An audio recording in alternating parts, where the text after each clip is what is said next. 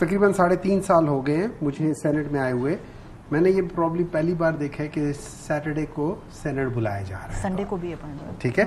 तो अगर वो कर रहे हैं तो इसका मतलब है कोई 2 नंबरी करने वाले हैं, कोई बहुत इंपॉर्टेंट चीज़ होती है ना, तो उस लिहाज से करते हैं। इंपॉर्टेंट इस वक्त उनकी यही है कि उन्होंने उन जज को लेकर आना है जो मेरे सुनने में आया है, वो ये है कि एक जज है, 2 जजों में से एक जज को ये लेकर आ रहे हैं कि जिसने वो जो 8-5 के फैसले में जो जिन दोनों ने वो नोट लिखा था ना, डिसेंटिंग नोट लिखा था, उनमें से किसी एक को लेकर आना चाहते एज अ चीफ जस्टिस लेकर आना चाहिए। 5वां नंबर है या कौन सा नंबर है, नाम नहीं पता उसको लेकर, नाम छोड़े, नाम छोड़े, ठीक है। वैसे भी नंबरों में पता चल जाता है, मतलब 2 नंबर, 10 नंबर, 420, आपको पता चल जाता है कि क्या चीज है, ठीक है। तो वो उस तरीके से चीज लेकर आ रहे हैं।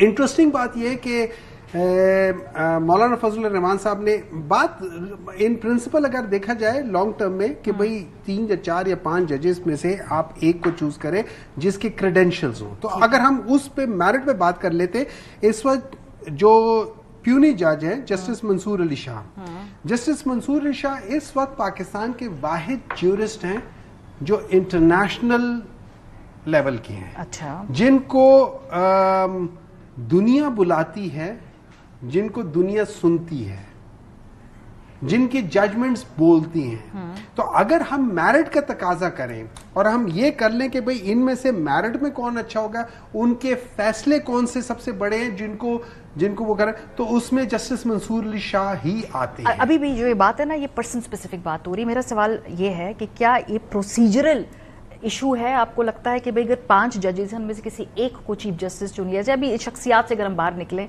प्रोसीजरल इश्यूज के ऊपर तो कोई आपको तराज नहीं है ना कि अगर 5 में से किसी एक को चुन लिया जाए तो क्या हर्ज है? देखिए, ये तो भी शख्सियात में हम फंस गए। मैं वैसे पूछ रही हूं। आप बिल्कुल सही कहती हैं। मसला ये है कि इस वक्त मसला है शख्सियत का। इस वक्त मसला है वो जो फर्ज करें एक आदमी है ना, वो उसने आपके बटुआ चुरा लिया, लेकिन उसको ख्याल आया कि ओहो इसमें तो मोबाइल नहीं है, मोबाइल आपके पास है। अब वो आपका मोबाइल चुराने के चक्रों में है। अच्छा। इलेक्शन में तो हार गए थे, तो इन लोगों ने को फॉर्म 47 ने कर लिया। अब इनके पास मसला आ गया है उसका, ये रिजर्व सीट्स का। वो चुराने के लिए इन्होंने कोशिश की, तो वहां पे सुप्रीम कोर्ट ने कहा कि नहीं, जो इलेक्शन कमीशन ने जो डिसीजन लिया था 13 जनवरी का, वो गलत इंटरप्रिटेशन था। ये उस शख्स ने कहा है जिसका फैसला था। अच्छा, उस बेसिस पे जब उसको कलअदम करार दे दिया, उसको सेट असाइड कर दिया, तो आप 13 जनवरी से पहले चले जाएंगे। अब हम इलेक्शन से पहले चले जाएंगे। इलेक्शन से पहले जो प्रोसेस होता है, जिसमें जो भी बंदा होता है वो एक प्रोसेस से गुजरता है, वो 15 दिन का प्रोसेस होता है। ये इलेक्शन एक्ट मेरे ख्याल में 57 है, जिसमें नॉमिनेशन से लेके तो आपको जब तक सिंबल नहीं मिलता, ये 15 दिन का प्रोसेस है। मेरी नजर में, जो अब मुझे नहीं पता, लेकिन मेरी नजर में सुप्रीम कोर्ट के 8 जजेस ने उस बेसिस पे वो 15 दिन दिए। ठीक है, सही है, वो मुझे समझ में आ गई बात। अब एक तो ये तो हमने उस बिल के मंदरजात के ऊपर बात कर ली ना, लेकिन उस बिल को लाकर पास भी तो कराना है ना नंबर गेम के हवाले से। मौलाना साहब तो बाहर लग रहा है कि चूंकि उनमें से कुछ जो इनकी तजावीज़ हैं, जिसके अंदर जजेस की अपॉइंटमेंट का तरीक़ेकार है, उस पर वो ऑन बोर्ड है, उस पर वो अग्रीमेंट है। सो मौलाना साहब की तो कल से टोन लग रहा है कि वो तो अग्रीमेंट में है उनके साथ, वो वोट दे देंगे मोस्ट प्रोबेबली। मैं सिंपल सी बात बताता हूँ,